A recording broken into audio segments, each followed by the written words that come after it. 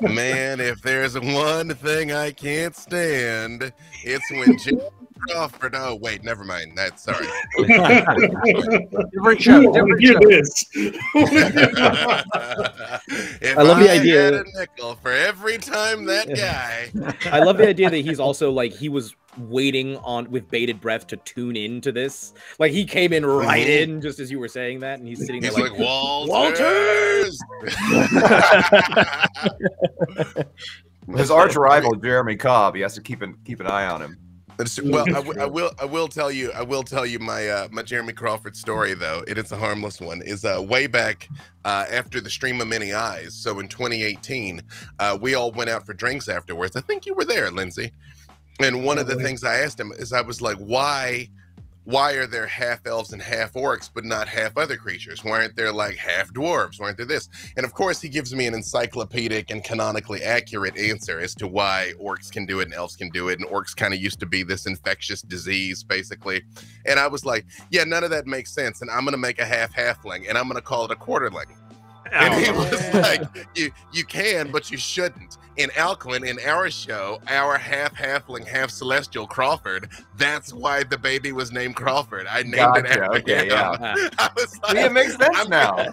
I'm going to do a half-halfling, and I'm going to call it a quarterling, and I'm going to name it after you, Jeremy Crawford. So that's where that baby came from. Secured his legacy. That was what he needed. There was. his greatest legacy. He's done a couple things, but that was only 25% of his legacy. It's the topper on the wedding cake. It's the topper on the wedding cake. But where do your eyes go when you look at the wedding cake? Yep. For those of you who've already joined us, we're just sort of chilling here, giving people a chance to come and tune in, and then we'll kick it off right at the top of the hour. So you can probably see us. I'm pretty sure hear us. And if you can't see us yet, it's that is a shame because there's a beautiful assemblage of humanity on the screen right now. But and half humanity. Hey, I'm just saying. You know, I mean, you being an actual half elf, a fey creature of some sort would make a lot more sense, Alcuin. I'm a quarter elf, but thank you. I'm only an elf. Only my grandmother was an elf. I'm just saying a lot more things would start to add up here if if you've low key been holding out on us all this time. I've been very upfront about it. Yeah, actually, that is true. I would say immediately. I immediately clocked out the second day. It's one of the first things that you said when we met. I'm just. Well, apparently he's a different elf based on his social media standing. But I'm like, if I've ever met an actual Eladrin, it's you. I'm just saying. That's all. Right. I'm a synthwave Eladrin. That's there you go. That's a new subclass, Chris Lindsay. That one's on the house. Is synthwave Eladrin. I'm from the place in Jeremy's background. Yeah, exactly.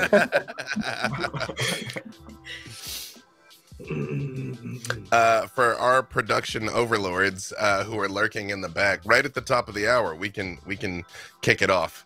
It's always a pet peeve of mine. I realize it takes time for people to show up, but when you delay, you punish the people who are on time. So, like, yeah. True that.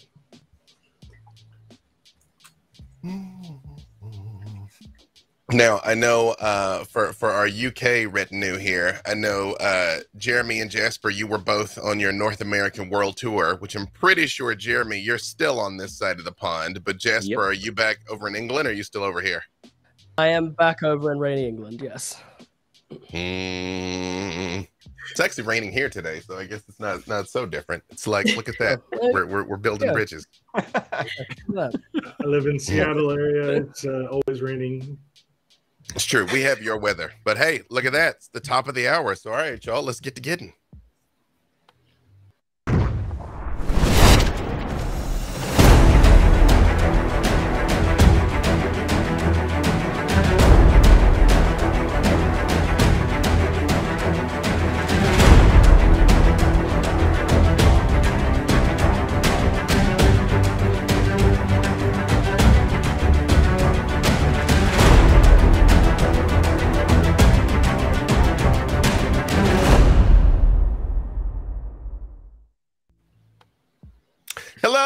and welcome to our first of perhaps many Ask Me Anything AMA sessions for D&D in a Castle.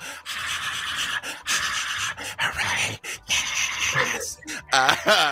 I am your host and humble Dungeon Master, B. Dave Walters, and I want you to know, while we were running that beautiful video just now, this little window comes up. It says, "You're in the back room. Only the host can see you." So I did the forbidden dance for the good people that are running this. You know, little something extra for the outtakes.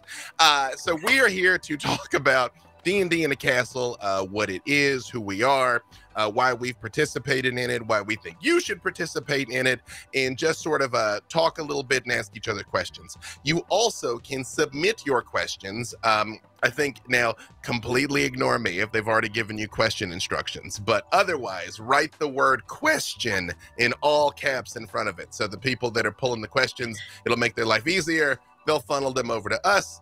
We will ask the questions live as we go. So, but first, I'm gonna triple up on this here.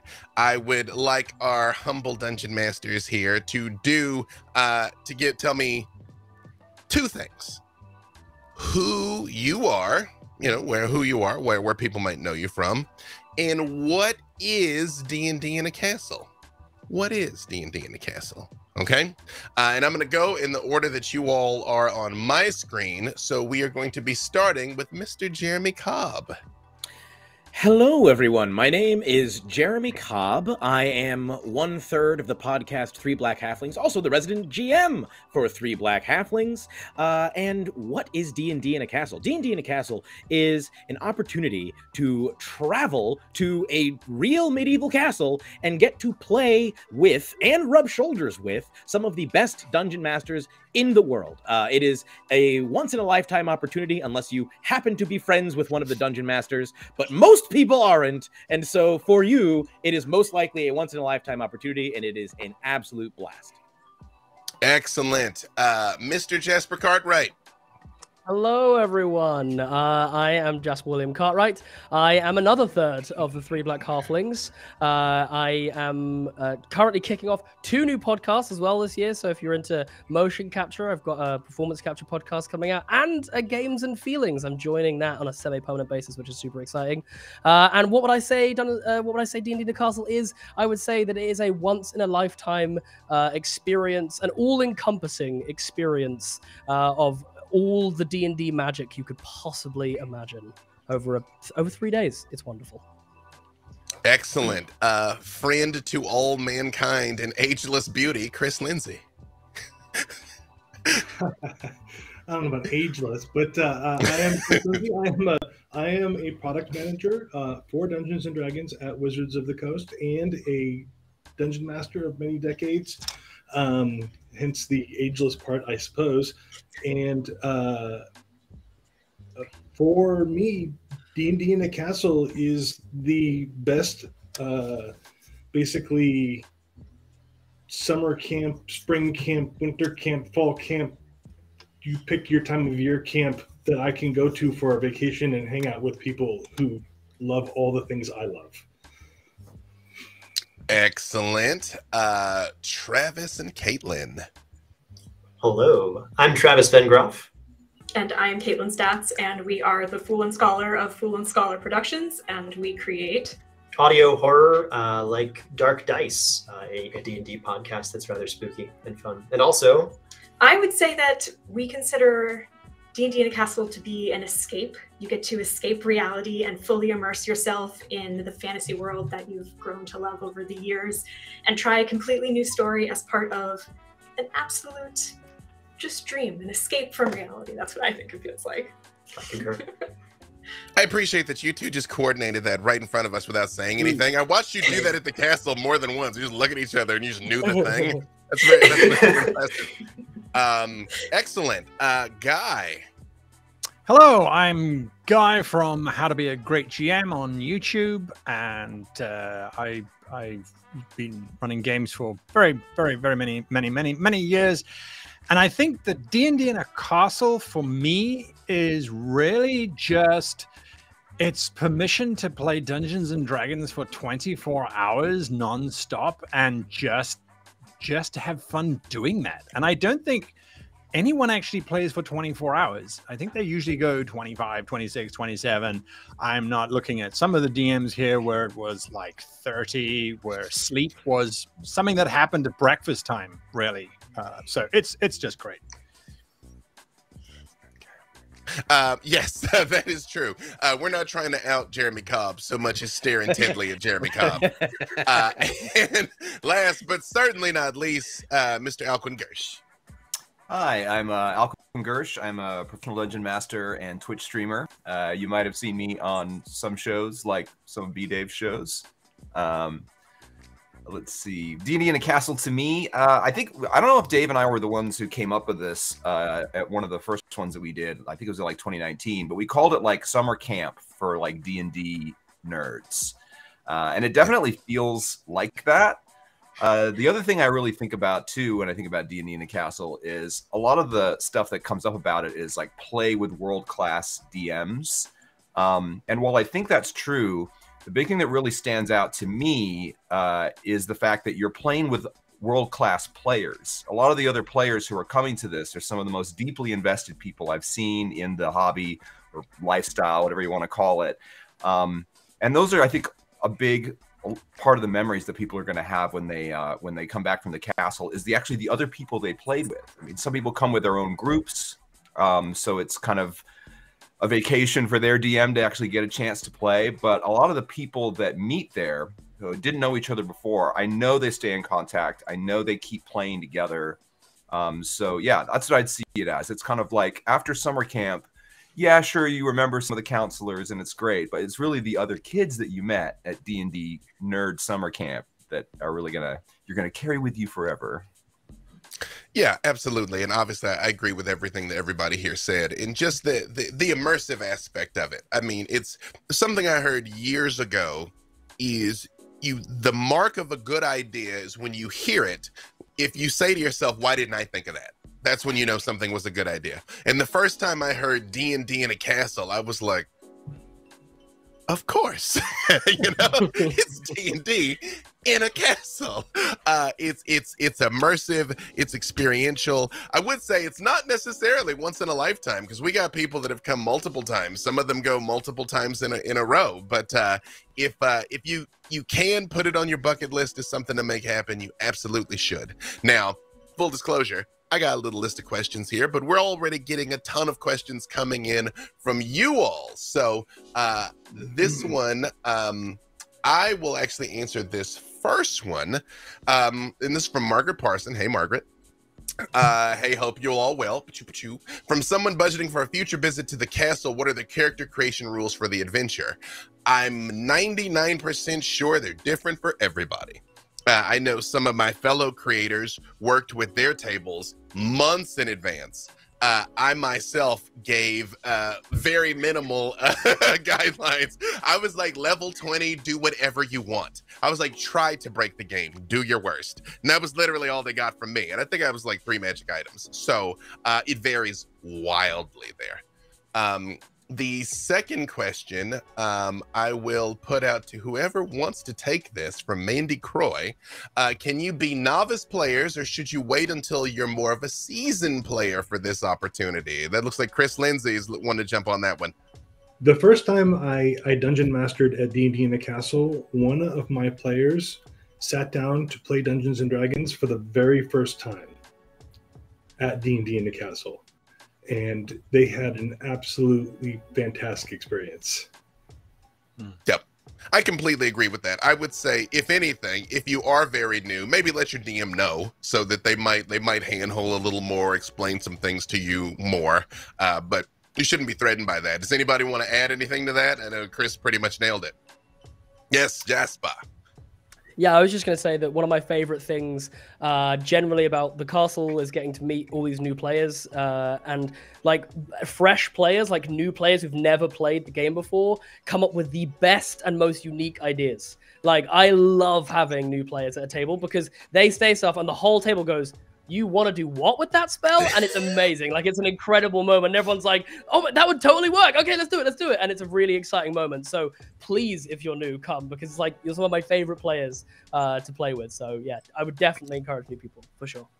Absolutely. Alcuin, I saw you were reaching there. Yeah, I think that the other players too are very cognizant of that. I mean, I think there are very seasoned players who do get a lot out of the fact that, you know, they're able to play at a very kind of high level. But, you know, like I was saying before, I think that the other players are very supportive of that too. So if you are a new player or anywhere where you are on your spectrum of experience, I think that people are going to help you, you know, and there's a real community feeling about it. And I think that also applies to people with different levels of socialization or shyness, or, you know, if you're somewhere in a different place on the spicy neurodiversity spectrum. Everybody is very helpful and supportive about that stuff. So I would not be warned off if you're like, oh, I don't know if I want to play this game in a, you know, a more public forum or around people I don't know. But like, because everybody's very supportive about it, regardless of your level of experience. Yeah. We have a bunch of questions coming in. This is beautiful. Thank you. Please keep them coming, because if you ask more than we can get to, we'll lightning round at the end of it and just kind of go through them here. I'm going to put this one out to everybody, but I would ask to start with Guy, but I put this to the community. What is your favorite part about DMing D&D in a castle? Oh my goodness, that's an impossible question to answer. I'm going to give you 7 seconds to stall. That's from Elizabeth Johnson Brizolara. Apologies if I said your beautiful name wrong. All right, now you got to jump on that grenade. Okay, so here is the greatest thing about playing D&D in a castle. There are so many different aspects that are awesome. For me, the biggest thing, it's already been mentioned, but I cannot re-emphasize this enough, is that you have this dedicated time to play the game. And in between that, you have meals where you are still with your group and you're chatting and you're conversing. And my group were torn between wanting to hang out in between these sessions with me, their DM, and also not wanting to have me there so they could plot and plan and connive, and decided in the end, you know what, they should just, we were just one big group. So the best part is this sense of everybody's there, everyone's there to have fun, and I think something that's important to point out, and this kind of links back to the previous question as well about new players, is that each of the GMs does have a little write-up on their profile page of the type of game they run, so you can see if you are more into the rules kind of stuff or the tactical stuff, or the more storytelling kind of stuff. So it's just, yeah, that sense of coming togetherness is just amazing. Excellent. Yes, Travis. Okay, so like the hardest part of D&D, and everyone agrees with this, is setting up a schedule and getting people to show up at the same time. And you've got like 24 plus hours to tell a story and like really get into a full campaign, and that's amazing. Like, I can't tell you how many campaigns have finished. It's fewer than like the fingers I have in my hand, but that D&D in a Castle adventure was definitely one of them, and I'm really proud of that. It was so much fun. So getting to set aside time in life is generally very difficult, so having the opportunity, especially if you are coming to play for your first time, having the opportunity to fully immerse yourself and not have to worry about setting up the times to do it is an amazing opportunity to really get yourself into the game. And I also think that we came away having met amazing people at our table who we now talk to on a regular basis because they share the same passions that we share. So not only are you sitting down with fellow players, but you're sitting down with people who are generally on the same kind of, for us, the same nerd level of, okay, yes, this is what we want to talk about. This is what we want to be doing. And for us, that was absolutely the best part. Excellent. Mr. Cobb.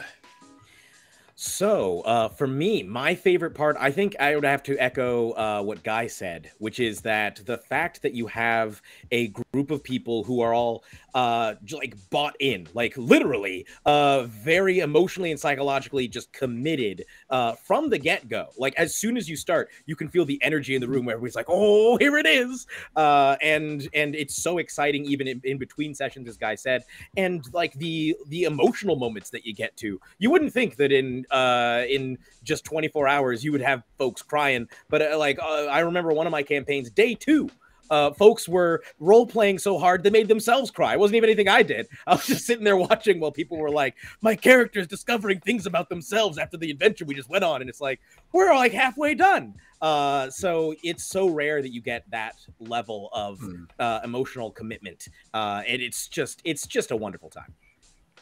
I will say, it sounds weird when I say it, but I have a reason. I gauge my success as a dungeon master by how quickly I can make someone cry, because it can be happy tears. It can be happy tears. It's because if a person is crying, they are that feeling and that in the moment. Like it is occurring to them so powerfully that I'm like, fantastic. You're absolutely right. This one, I kind of put it out for whoever wants to answer it. How is D&D in a Castle different from other events? I mean, I know we all do a bunch of cons and have been all over. How is this different? For whoever wants to say. Guy. One of my favorite things is talking about other conventions, putting those aside, D&D in a Castle, you get this amazingly majestic room, and it doesn't matter which room you get allocated because there's so many different there's DMing rooms all over the castle, and every room has 400 years worth of history built into it. There's nothing plastic, there's nothing being fabricated.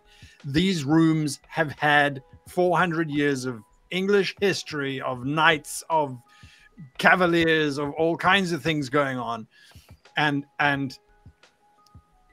it creates an environment unlike anything else really that you can have. You're not sitting in a hotel conference room or somewhere that is not almost purpose built for this thing. Because when you're sitting there and you look up at the ceiling, and there's certain rooms, there's one room that I particularly love.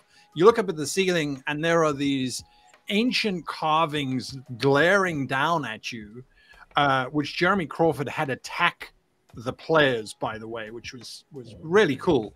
And then you look out over the rolling fields towards battlefields in Scotland where there were terrifying things waiting to invade. It doesn't get better than that. And I think that's one of the big things that it adds. Also, the castle's super haunted. Lily's in there, and like stuff has happened. So there's that. There's actual ghosts. Yeah. Anyone else want to add to that? How it's different? 3, 2, 1. You nailed it, Guy. It was too beautiful. Perfect. You guys are asking a lot of questions. This is fantastic. I'm telling you, do keep them coming, because if worst case, we'll lightning round at the end. This one is from Krista Bratton. How do the one-shots work? Which I will answer, because I'm going to answer what I think you're asking me, and then I'm going to answer what you actually wrote. They're campaigns. They're 3 days. So it is a beginning, middle, and end of one long game that stretches over the 3 days. There are intermittent one-shots where one of the DMs, it might be one of us or someone who is there to do just that, will run a specific session at a specific time. But if so, it is clearly advertised as such. So it's kind of a either or there. All right. Dan Greenfield. Oh, this is a tough one. Again, for whoever wants to jump on it. What's one of the most memorable moments from a session in the castle?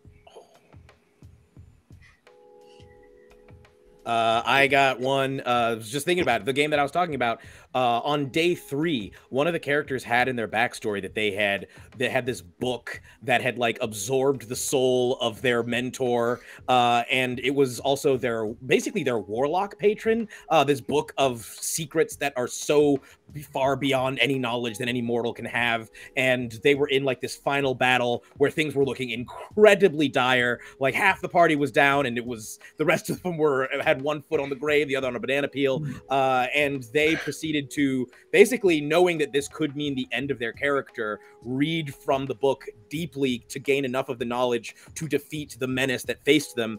Unfortunately, they did fail the Constitution saving throw, and their character was absorbed into the book. But as part of that, they saved the rest of the party. And it was like, we were playing, it was like past midnight on the final day. So everybody's like, they're like gripping onto their chairs, like, we can get through it, come on. And like, people are like looking through all of their characters' pages to be like, what can I do to try and stop this? And then it's like this moment of like, oh, they sacrificed themselves, and everybody's there like spellbound. And the whole like epilogue of that campaign was just such an emotional time for everybody. It was a wonderful, wonderful classic D&D moment for sure. Excellent. Anybody else have a moment they'd like to share? Yes, Guy. So something that has consistently blown away all of the players and myself are the guest NPCs that run around, which are these professional performers that the castle provides. And then we as DMs sometimes get to brief to give them sort of bits and pieces of information. And there was one performer who I had given her the instruction to enter the room that I was DMing in a dramatic way because her character was being chased by just a whole pack of 1T who were invading her city. And this I had all done via WhatsApp to let my players didn't know what was going to happen. And I sent on WhatsApp, go, come in, you enter. And I said, and you see a figure running towards you. She barrels through a door. And as I said that, the NPC burst in through the door, but she did it so dramatically that several of the players leapt to their feet wondering what on earth had just happened and was she okay, and they rushed over to her and she's like, I'm absolutely, you know, I'm as a player, as the character, I'm distraught and I'm dying, but as the human I'm fine. But the NPCs were just marvelous, and just brought so much life to it. Just spectacular, absolutely spectacular. Awesome. Yes, Chris. So I had a moment in the game where, because we personalize so much for our players as we work out their characters ahead of time, I had a warlock in the game with a patron with a serious connection and a goal to convert as many party members over to her infernal patronage as she could possibly manage, which she quietly and subtly worked on throughout the game. At a moment in the game when the party were in the middle of a heist on a mind flare colony, which already was a very tense situation, one party member had the mind flare's tentacles wrapped around their head.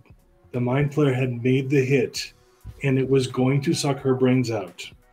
And we froze time at that moment, and I pulled her aside, and the infernal patron made his pitch at that point to her character, and she totally bought in, committing herself and her dead brother's souls.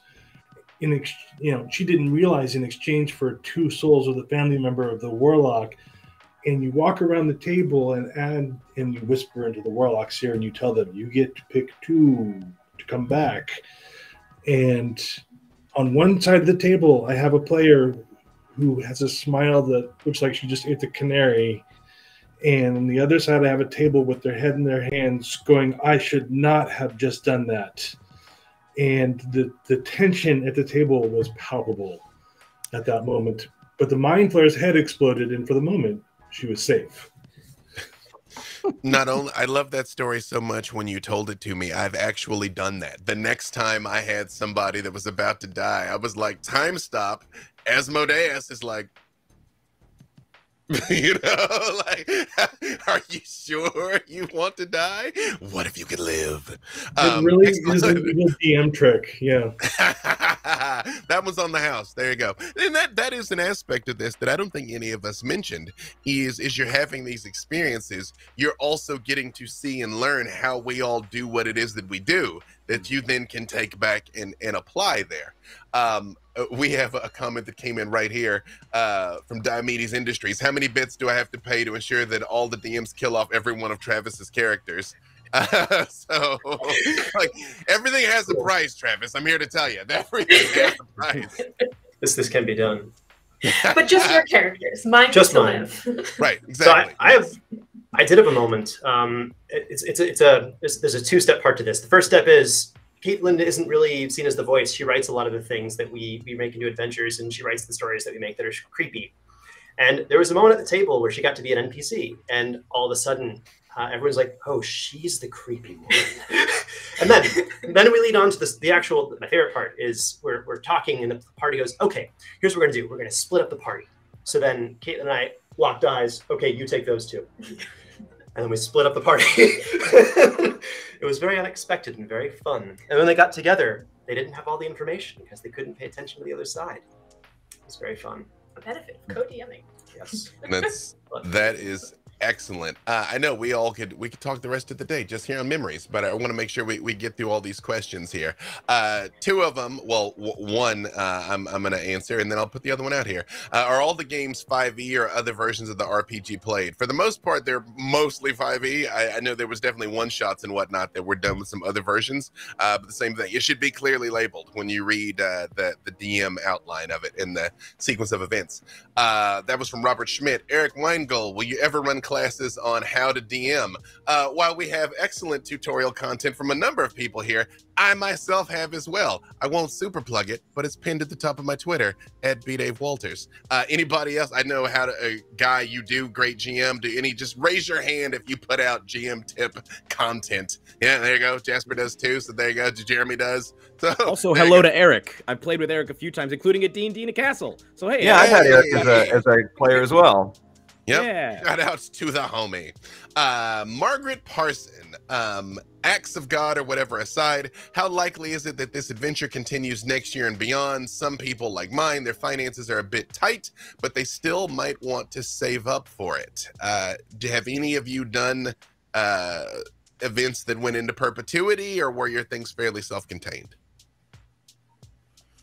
I think is the question that we're running a long-term campaign over multiple events at the castle, or is it that the castle is going to continue to run events? Yeah, I think it was the second one. Was the intent of the question? Maybe. Well, but I would say again, acts of God aside, yeah, D&D in a Castle is going to continue, God willing, as long as Cam and Tara want to keep doing it. But I do have a story related to the first part of that question, though, which is kind of relevant.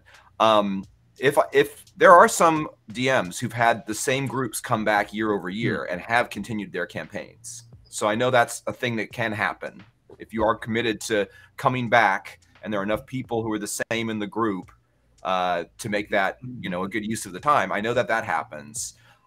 My players from round 7 are coming over to my house tonight to play, and we've been playing for about the last month since they got back, because they're locals. They live close enough they wanted to continue their campaign from October. So I've been doing that. So not something not usually a set of circumstances that are going to happen for most people, but yeah, and that's the other thing too, is like you could always take your character's story from the game that you play and bring it back to your own group. Work with your own DM, or if you run a group of your own, you can use that as a building block for something else. There's no reason why this thing can't spin off into other things if that's what you want to do, and the circumstances allow. Yes, Jeremy. I was going to add on to that. Some of us run private games. Like if you wanted to hire us to run. So if you and your group were like, hey, we want to keep this campaign going, and you all got together, a lot of us you could just hire to help to run the game for you. In many cases, probably remotely, but on an ongoing basis. I reiterate, everything has its price. Yeah. Travis? We while we are not really planning on continuing campaigns because we've got a different group, we oftentimes playtest modules that we're making that we release later, and some of the people created by our players last time have made it in as NPCs. So that's been quite fun. Entire areas that we formed to fit these players we were playing with the D&D in a Castle. Sorry, these players that we were playing with the D&D in a Castle. We actually so much enjoyed what their character and the storyline around their character brought to our creation, that we added in these new sections and these new people, because it's just amazing to get that input and that imagination from outside. Absolutely, yeah. So it lives on. I don't want to bust anybody out, but I know for certain there was content that got published was play tested at every round of D&D in a Castle I've been at. Yeah, that definitely happens. From Brian D. Harrison, do you have any table crossovers planned? Is that something that evolves or happens spontaneously? I guess, are you in the same room or are they spread out in separate rooms? Again, I will speak to that. Every round I've done, we ended up with at least some crossover, but it was spontaneous. The first castle where Alcuin and I did it, it was heavily planned that we all were interrelated, but that takes a lot of planning. It's just logistically very hard. I've had a lot of spontaneous crossovers. Like one thing that happened was at my table, there was, so what I did is I ran the same event 3 rounds in a row, the same adventure 3 rounds in a row, which really only means I had the same inciting incident and then people go vastly different directions because that's just the nature of the beast. And there was a zombie tyrannosaur in Schultz, which if you know the zombie tyrannosaur is this covered in zombies and it vomits zombies. And one of them was able to mind control undead. That was just a thing their character could do. And they turned and made the tyrannosaur just walk into the ocean. Like they didn't even fight it. They were like, just walk that way. Elisa Pearl was running a underwater aquatic campaign, and I was like, hey, Elisa, we just sent a zombie tyrannosaur out into the ocean, so do what you will with that. And she did have it show up in her campaign, which they were just like, what? Like, we're Tritons and Merfolk. What is this? Abomination. And that was just a fun thing. Did any of you others do any like cool crossover stuff or anything of the like? Yes, Jasper. Yeah, it wasn't technically a crossover because we were actually co-DMing at the time, but me and Jeremy co-DM'd a pretty epic adventure in which we literally took it like one day at a time, and like that led to some really fun stuff, which included Jeremy deciding on the first day that one of the NPCs would have like a really kind of gruff, like New York kind of accent like this. And I literally turned and looked at him and was like, why have you done this to us? Because, of course, the party immediately said, we'll take them on the adventure, the whole adventure. So that meant for 3 days, me and Jeremy rotating, having this accent that was just absolute chaos on our vocal folds. So that was, I think, a kind of a fun crossover between me and Jeremy. I'm just glad that I got to share some of the burden, at least. Fantastic. Now, this one is a little more in-depth. This is from Daniel Oliveira. Are there opportunities to interact with the DMs at other tables over the course of the events? Did any of you all get to interact with? Yeah, Alcuin? I will say that there is a lot of socializing with the other. Just because you are having a campaign, with one DM doesn't mean that you're not going to see the other DMs at the castle. There are a lot of opportunities to hang out at meals and in the library bar, and there are other activities that are organized that will have you interacting with them. And it's not just like, we DMs all sit apart at some separate table and, socialize amongst ourselves. Like you will have opportunities to interact with other DMs, which is great for me. I've gotten to meet a great many of my heroes doing this stuff. So yeah, there's definitely an opportunity for that. And everybody, I mean, of course, you always have to respect people's, boundaries and those sort of things. But, there are all of the DMs I've seen at the castle have been very open about, making time to interact with the guests who are not just their own players. So, yeah, Guy. Yeah, we actually even got to play with players and GMs alike. Those one-shots that they run oftentimes don't run when the GMs are running their official sessions. And they were running, I think it was just Dungeons and Dragons as in the first edition, technically. And I couldn't resist not playing in that. I mean, it was going to be crazy chaos to step back in time. And there were a bunch of players that joined in there, and we all just became players, and the DM took us on this great evening adventure. I think it was a lot of fun. And yeah, you get to interact with all of the DMs. If you go up to them and say, "Hey, I would love to chat to you about this idea," I don't think there's anyone who's going to go, "No, leave me alone." I don't think it's going to happen. Well, I was like, now I have to. But yes, you're right. Again, like Alcuin said, some people need their time. There is a spectrum of introversion to extroversion, but for the most part, if a person's out in public, they want to talk to you. I see you, Chris, but Caitlin had her hand up there. So there's also opportunities to do things related to Dungeons and Dragons or just fun fantasy stuff outside of the game. So there's the banquet and then there's the ball. And I know that Travis was very often found by people at the painting table, painting minis and having nice conversations. So his social battery lasts a lot longer than mine. So you don't usually find him escape room at the the escape room as well. So there's definitely a lot to do, and there's ample opportunity, like they said, to interact with other DMs or find Travis crouched over a painting.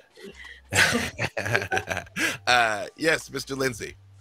One of the things that I ended up doing this last time was I had a copy of Warriors of Kryn with me, and I sat down with a variety of players from all other tables and some of the dungeon masters as well, and we played this little, I want to say little, it's not really little, this really cool war game experience at a table, and I hadn't done that previously, and now that I have, the idea of bringing a board game to run, like, say, in the evenings when people who want to just sign up and hang out with you and play a board game or whatever, is really appealing, particularly if that board game is themed along the same lines as what you're doing with your Dungeons and Dragons game.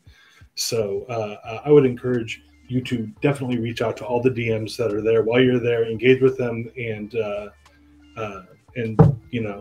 don't hesitate to have great conversations. I will say there's a couple of bars and there's a courtyard, which is that background there, that courtyard. So usually at night after the games, there's organically just like bunches of people form that it's pretty easy to find folks to hang out with. Excellent. Dransky's RPG map said the only thing more immersive would be D&D in a dungeon. My room was a dungeon, so it happens actually. And one of my ours too. Yeah. In fact, the first time I met Caitlin and Travis, they were recording the creaking of the gates for their podcast. I just saw them in there and they were going, and I'm like, I don't know what this is, but I'm not here to kink shame. And then they told me what it was they were doing. I had Good doors. They're very good doors.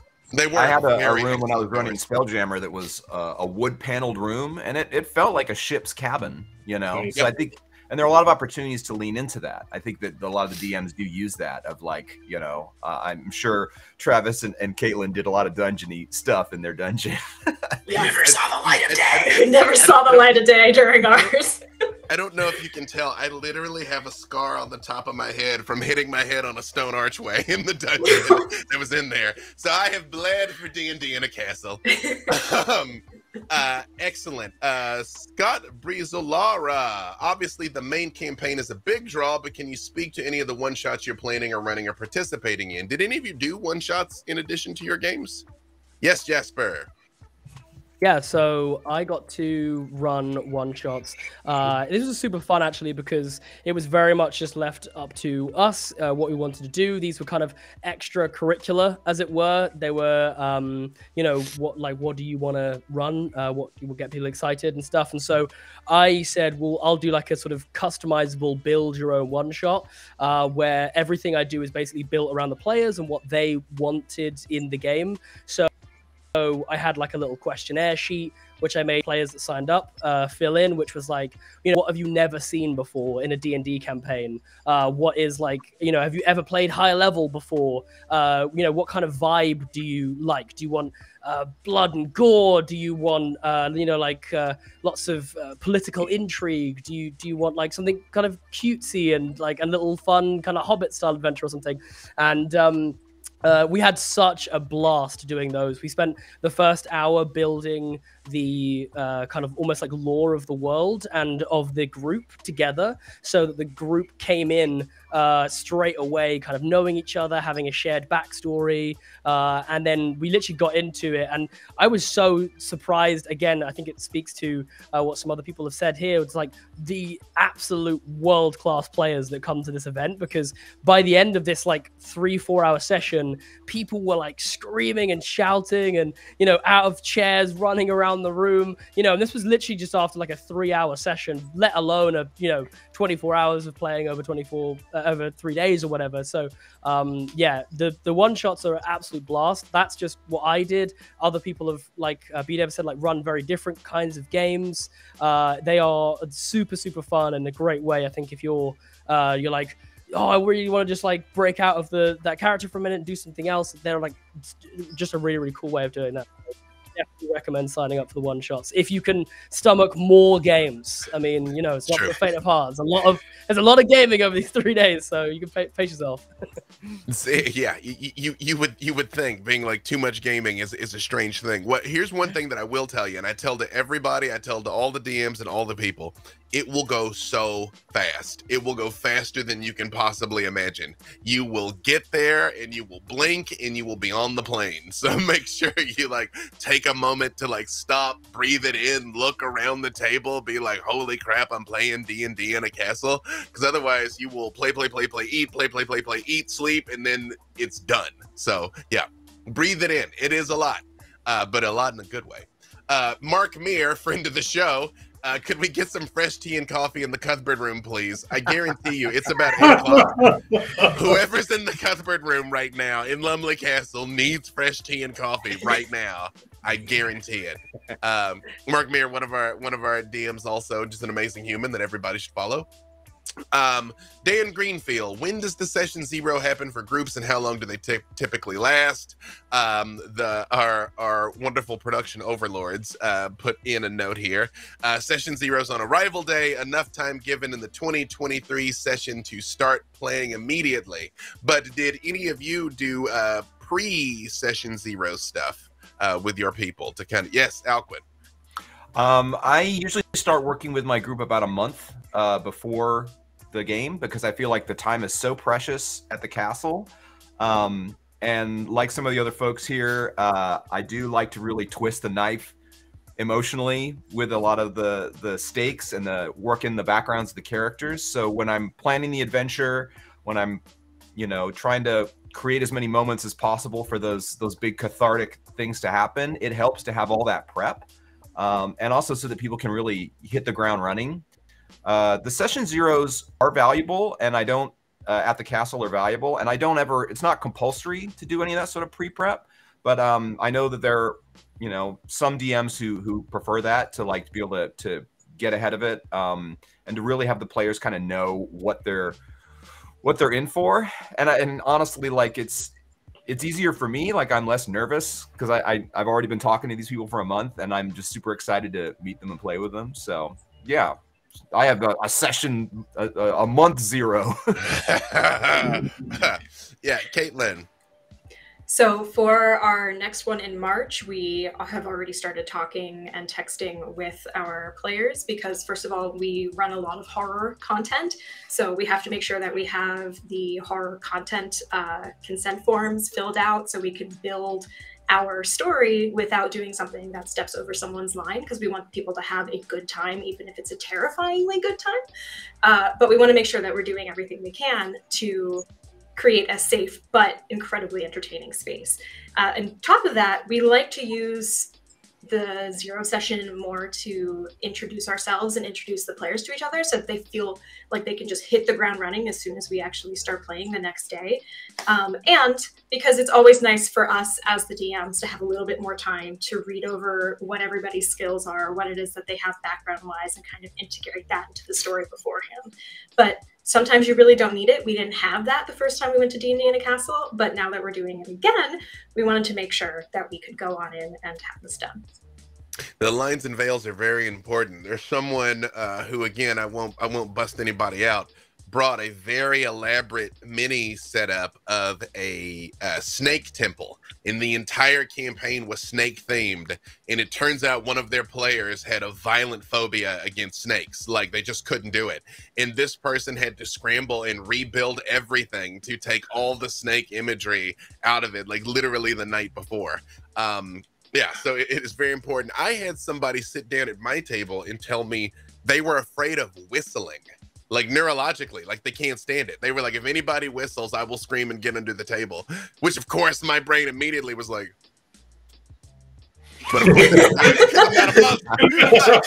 that is where my mind went immediately. I was like, I was very afraid because I'm like, it's a castle, like it's drafty. I'm like, is the wind gonna blow in the hall and freak you out? Turns out it was fine, but you never know, and it's important to find out. Yes, Guy. Just on those lines, I never figured it out, although I have heard it both ways, and this is just specifically to this particular player that I say that weird phrasing. I had mayonnaise as a phobia, and that's something that should not be mentioned or included in the game at all. And just mayonnaise. And you go, is it the taste? Is it the taste? No, just mayonnaise. Just don't ever say the word mayonnaise. That's a pretty crazy restriction. I don't know if I could run an adventure and not. Well, you know, that was the thing. It was like, okay, scrap the adventure. We're done. We're gonna go play. Right. I was like my Mayo Jammer campaign that I've been working on all this time. But the important thing, and I do want you all watching, like, we're joking about this, but he honored it. We would honor it. You know, if you're just like, I can't stand the color blue, it's like, we'll make it work because safety is what's most important. Now, I did say we have a lot of questions, and you guys are continuing to send them in. So we're going to switch to a slight lightning round here, and here's how we're going to do it. Just one of you can answer these. So just if something is your jam, just raise your hand. And if nobody wants to jump on it, I'll just call on somebody. It's like we're back in high school. This one I'm going to answer from Sabine Tenhove. Sorry if I said that wrong. Are you looking forward to Poppet hanging out at your games again? Y'all, there's a cat named Poppet, and when she can get all through the castle, and when she blesses you, it is just, it's just the best thing. I was equally excited to see the cat as I was with the ghost.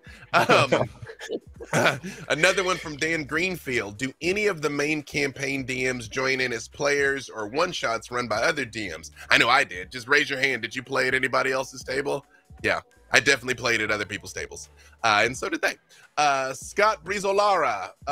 For the Americans among you, having to do 8 hours a day of DMing, was jet lag a factor?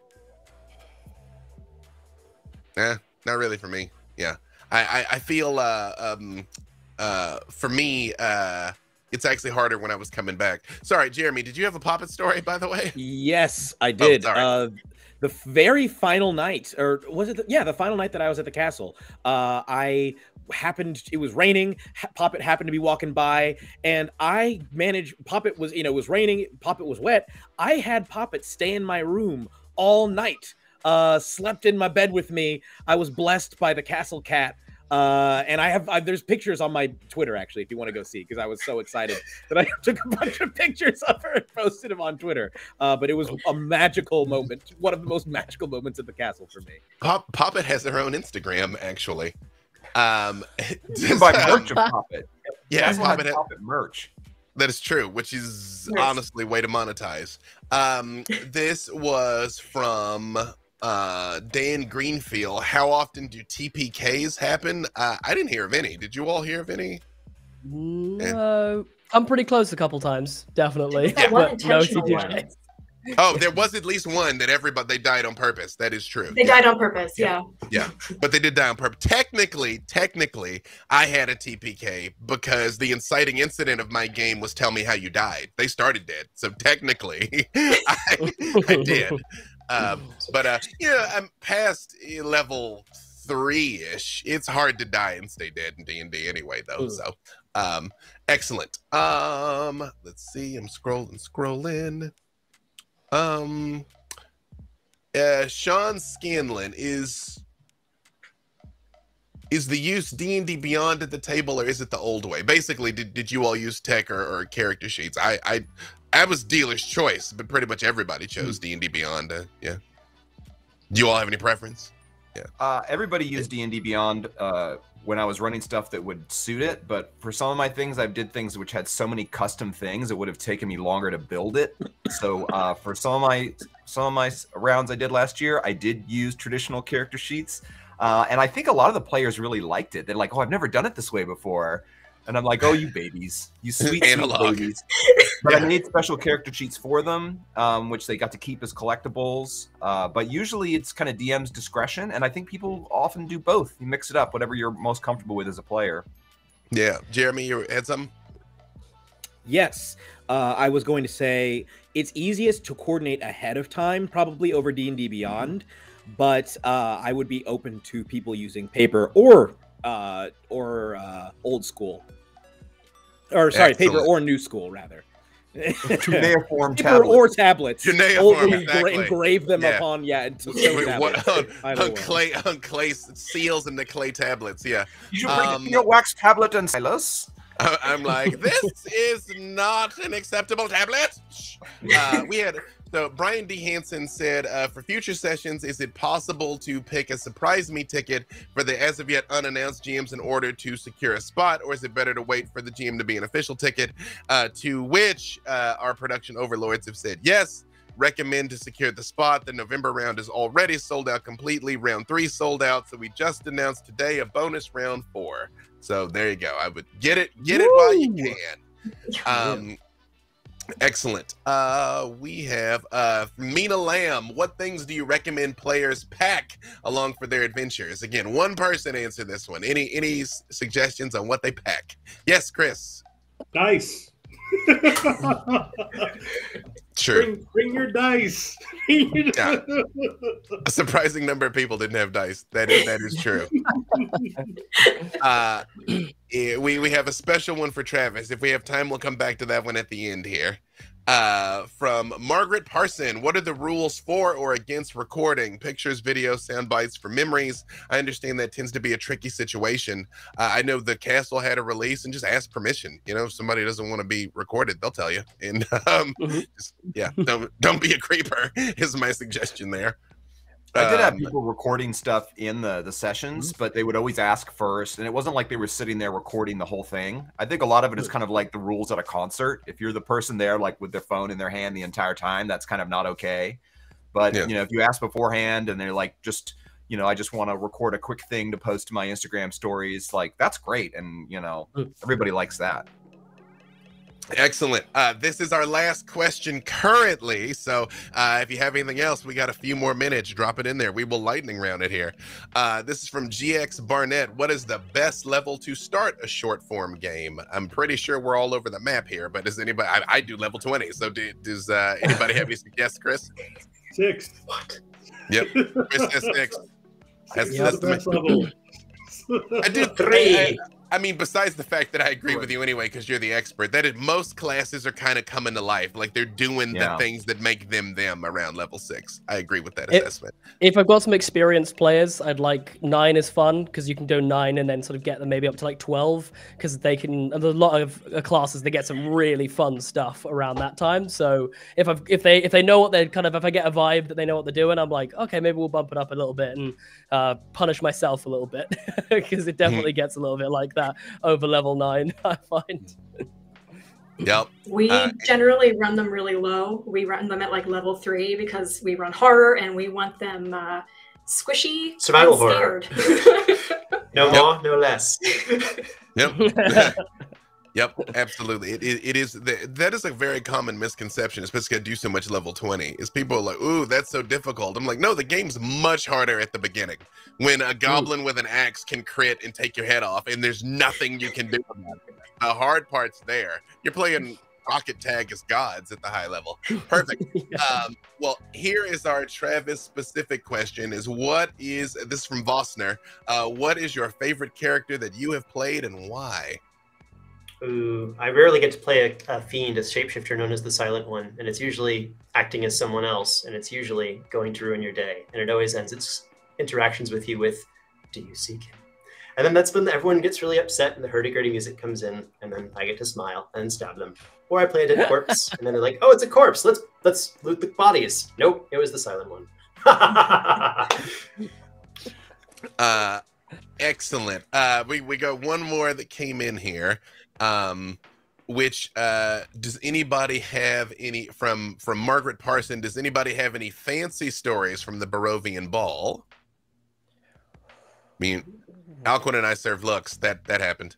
Yeah. Well, we always serve looks. That's not notable. But I do remember back in 2019, Mark Meir was running a Ravenloft game, or it had elements of Ravenloft in it, and he has this Aslan the Lich, sort of Strahd's arch enemy rival character that he does, and he likes to introduce some sort of outside the game kind of LARP context stuff for some of his players.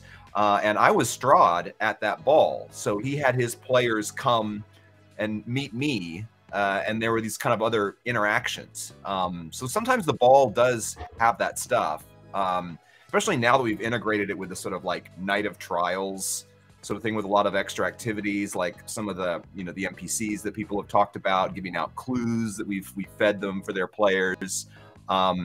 But yeah, a lot of questions people ask. There's a banquet dinner, and then there's also a ball that are on 2 different nights, and they're like, which one should I dress up for? And our answer is both, basically.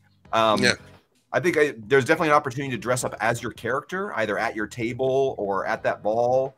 Or if you have formal wear. I've seen some incredible costumes that people have brought, and sometimes they're not even necessarily fantasy costumes. They're just really cool formal outfits or military uniforms. It's kind of Napoleonic or Regency sort of things. Yeah, there's a lot of fanciness, and a lot of it's brought by the players. Although there have been some DMs who dressed up pretty fancy. I remember Guy had a pretty good outfit earlier this year for one of it. He had a very beautiful cloak.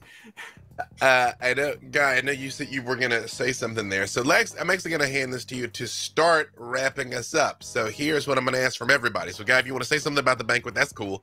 But, who you are and where people can find you. And if you had one last parting thing to say about D&D in a castle. And we'll go back around the horn from the way you are on my screen here. So, there you go, Guy. All right, perfect. So, yes, from the ball, I think my experience is I'm left-handed and I have 2 right-handed feet that neither of them know how to dance. And there's a dance that you do. And I was terrified. But I had players who were Renaissance dancers and stuff. And it was an amazing experience to have been their DM and then to have them kind of saying, well, if you actually count this way, or if you do this, and I actually got... I didn't get good at dancing, but I actually started to love it. I'm like, hey, this is fun. Can we do another dance? I want to learn how to do this or do that without stabbing, smacking, or hitting someone, which is what I started with. But anyway, so my name is Guy, and you can find me if you just type in how to be a great GM on socials, and specifically on YouTube. You will find me there.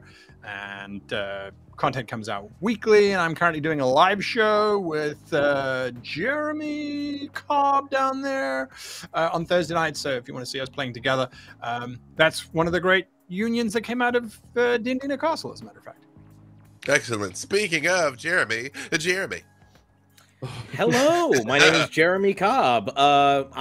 You can find me on Twitter at JeremyCobb1. That's Cobb with 2 B's and the number 1. I'm also on Hive, although I haven't really posted much there yet. It's mostly just a life raft. And I also am on Instagram. I don't remember what my Instagram is, but I have over 106 followers. I'm trying to get as many followers as I can before posting any actual images on Instagram or ever saying the name of it. And you can also follow 3 Black Halflings on Twitter, on YouTube, on Facebook, on Instagram at 3. It's number 3 Black Halflings.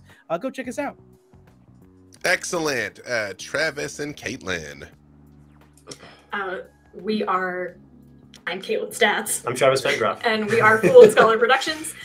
You can find our D&D podcast Dark Dice on Twitter at D&D or at Dark Dice Pod. Yeah. Oh gosh. And then also you can on Twitch .tv/Fool and Scholar if you like watching people edit D&D podcasts. It's a lot of learning sound design if you're into that. Yeah. And as far as something to say about D&D in a Castle at the very end is hope to see you there. Excellent. Dancing.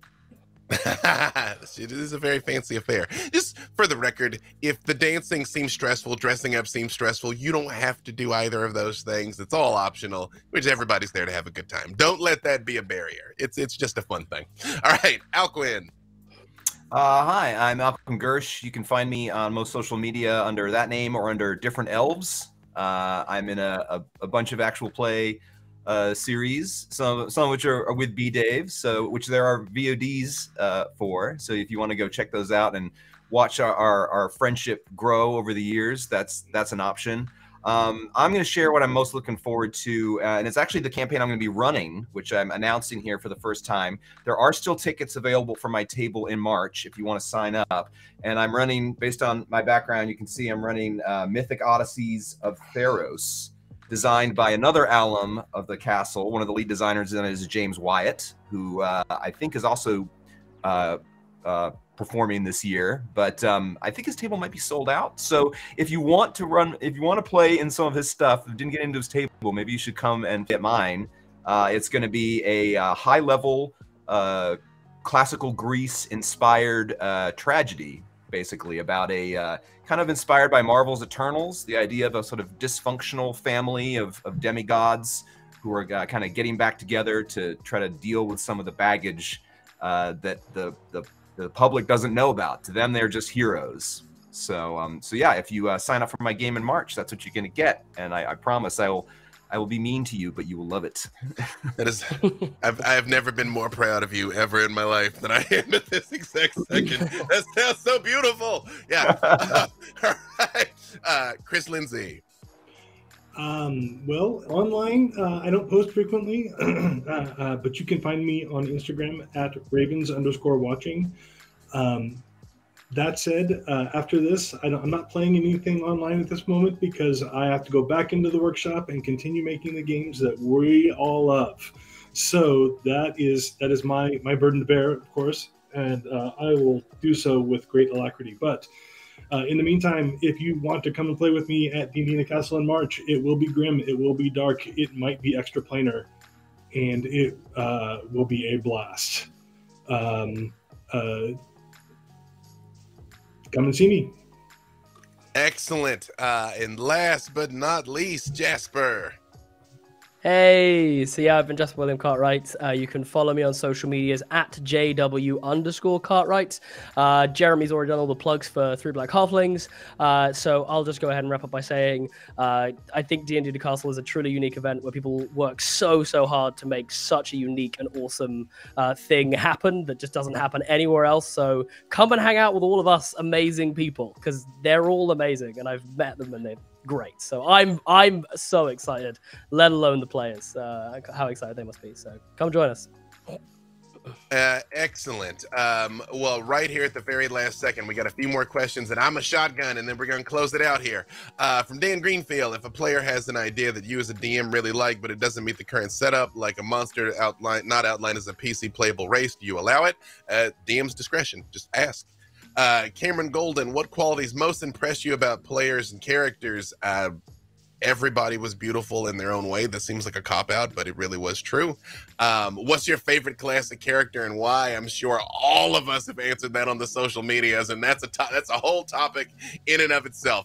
At least for me, the answer is Morlocks. Multi-class, you know, my main freely is a bard, paladin, warlock, sorcerer. So there you go. And I recently played with Jasper a arcane trickster, blade singer, paladin that was just absolutely disgusting. So that's I'm always making up weird combinations. But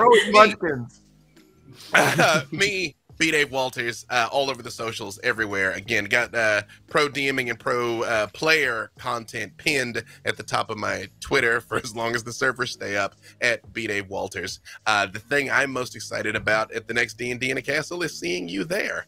And one other face I'm looking forward to is Justin, who is one of our production overlords, who I'm going to turn it over to close us out. Thank you all for tuning in and spending this time with us today. Wow. Thank you so much, B-Dave, for leading us through that and being our host here today at Ask Me Anything with D&D in a Castle. As B-Dave said, I'm Justin Coates, General Manager here at D&D in a Castle. It'll be my pleasure to welcome you all and to take care of you if you do come. out to play at any of these fantastic tables that are available to you in March or in any future round, even if you're saving up for 2024. So it's been an absolute pleasure. Thank you all each individually for taking the time to be here, to be part of our Ask Me Anything. And it's great to know that that you are so ready to answer the questions of D&D and Castle from your experiences here at the Castle. And we can't wait to give you, our audience, experiences here at the Castle that are just as awesome. So thank you so much once again all. And with that, we bid you adieu. Thank you.